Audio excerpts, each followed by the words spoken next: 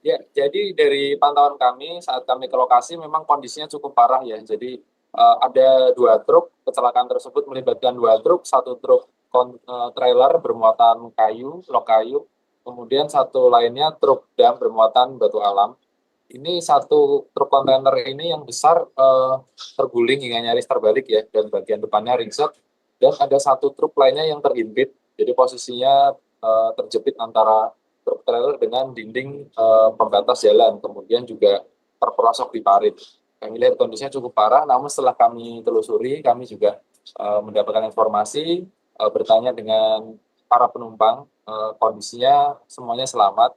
Jadi untuk pengemudi truk yang bermuatan kayu mengaku tidak mengalami luka, dan untuk truk yang lainnya yang terhimpit itu mengaku tidak kenapa-kenapa. Kemungkinan karena benturannya itu terjadi di samping, tidak di depan, sehingga pengemudi tidak mengalami luka yang cukup serius, sehingga masih bisa berbicara dan juga memberikan keterangannya begitu, sehingga tidak juga mendapatkan perawatan medis ya, atau menjalani perawatan di rumah sakit, karena memang kondisinya mereka mengaku baik-baik saja. Begitu rasanya. Namun cukup parahnya memang di kendaraan dan juga kondisi lalu lintas yang kemudian padat merayap, sehingga eh, kepadatan itu terjadi hingga 2 kilometer, sehingga polisi harus melakukan pengaturan lalu lintas dan juga eh, memperlakukan kontraflow. Begitu Elsa. Baik rekan Reza, kemudian apa penyebab kecelakaan tersebut terjadi dan apakah jalan tersebut tergolong rawan kecelakaan, rekan Reza? Ya, baik Elsa, dari keterangan yang kami himpun, baik dari keterangan polisi maupun dari pihak saksi mata dan juga pengendara, eh, saat itu truk trailer yang bermuatan kayu sedang menanjak. Jadi di lokasi tersebut merupakan Jalan Semarang Solo yang konturnya, mohon maaf ya, konturnya tergolong menanjak dan saat itu licin juga. Seorang pengemudi truk trailer bernama Darsono mengaku bahwa dirinya sudah bersiap ya, sudah bersiap untuk mendaki atau melintasi tanjakan tersebut dengan memindahkan transmisi ke gigi satu. Namun saat di ujung tanjakan, bagian kepala atau bagian kabin depan truk tersebut terangkat dan kemudian bagian belakangnya selip, sehingga eh, pengemudi atau Darsono ini tidak mampu mengendalikan lajunya, hingga akhirnya pengemudi memutuskan untuk mengerem, namun diduga rem tersebut tidak berfungsi atau tidak kuat atau tidak mampu menahan beban muatan lok kayu sebanyak itu, sehingga akhirnya mundur. Pihak pengemudi sendiri juga mengaku membanting setir ke kanan untuk menabrakkan bagian belakang itu ke median jalan. Menurut dia, hal itu median jalan berfungsi sebagai penahan agar truk tidak mundur dan menabrak kendaraan-kendaraan lain di belakangnya.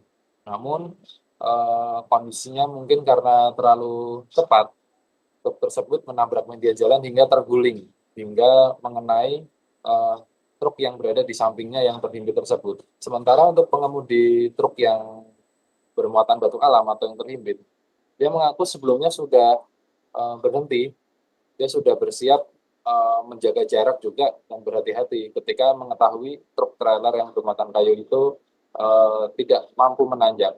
Namun pada akhirnya tetap akhirnya truk trailer tersebut menghampirinya dan terjadilah kecelakaan. Begitu dari keterangan kepolisian juga eh, masih sama, jadi truk tidak mampu menanjak dan juga mundur karena kontur jalan di sana menanjak.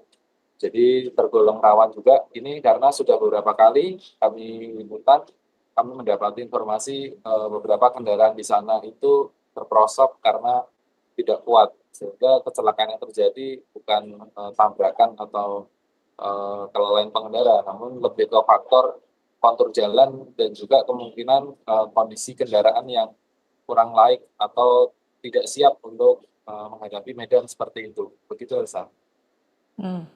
Ya, baik Reza. Lantas, bagaimana kondisi terkini, situasi terbaru pasca kecelakaan tersebut, rekan Reza? Ya. Jadi perlu saya ceritakan dulu proses evakuasinya. Karena lalu lintas yang cukup padat, eh, pihak kepolisian ini harus mengatur lalu lintas untuk mendatangkan 2 kren.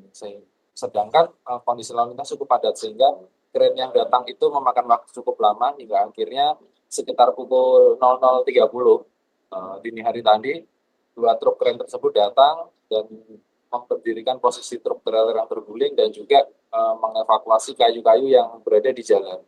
Dan itu cukup membutuhkan waktu cukup lama ya, karena dari pantauan kami proses evakuasi ini berlangsung hingga menjelang fajar atau sekitar pukul 5.30, dan dari pantauan kami memang hingga sekitar pukul 1 hingga pukul 2 proses evakuasi truk yang besar ini masih berlangsung, dan pihak kepolisian juga terus berkoordinasi dengan para petugas, dengan pemilik truk dan lain sebagainya agar proses evakuasinya ini bisa cepat, karena arus lalu lintas di sekitar ini harus ditutup total untuk keselamatan pengendara yang lain harus ditutup total, dan juga akhirnya dilakukan buka tutup di jalur sebaliknya hingga akhirnya proses evakuasi semuanya selesai pada pagi tadi sekitar pukul 5.30.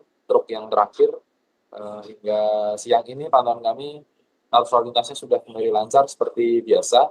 Untuk kepadatan yang terjadi karena volume kendaraan atau karena jumlah kendaraan yang memang meningkat pada jam-jam sibuk. Begitu Elsa, sehingga sudah aman dilalui untuk kendaraan-kendaraan yang dari arah Ungaran menuju ke Bawen. Sudah ramai lancar. Begitu Elsa. Baik.